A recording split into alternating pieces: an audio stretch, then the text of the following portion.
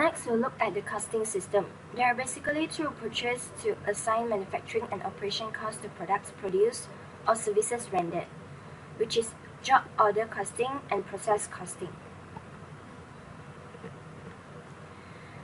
Process costing is used by companies that make standardized or homogeneous products or services. An example is Coca-Cola beverages.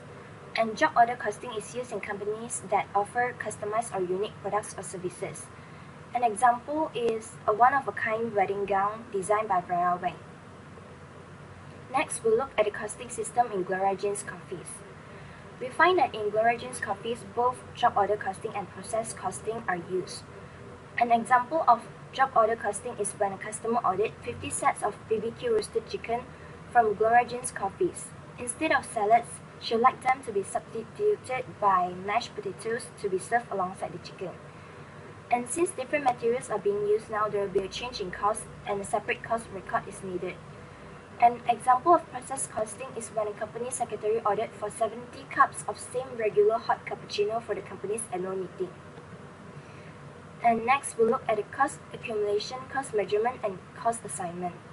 Cost accumulation actually refers to the recognition and recording of costs. At Gloria Coffees, sales revenue is determined based on the cash register receipt, which is the cost source document. And the manager will keep track of the daily sales, which will be keyed into the Microsoft Excel. The manager will build graphs, which is the secondary document based on the data to analyze the overall performance and sales results.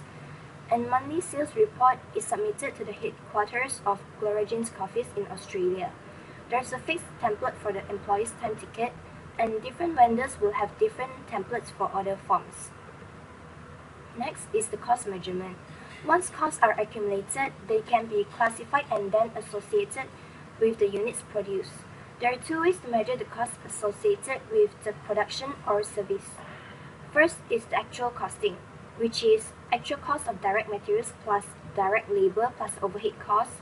And the second is normal costing, which is actual cost of direct materials and direct labor plus predetermined overhead. And we find that Gloria Coffees applies normal costing system, where actual costs for direct materials and direct labor are traced to the unit of service provided. And overheads of Gloria Coffees are applied using a predetermined rate, which is calculated at the beginning of the year. This helps Gloria Coffees to approximate the end of the year overhead rate, as Gloria Coffees will need timely unit cost information for interim financial statements and pricing purposes.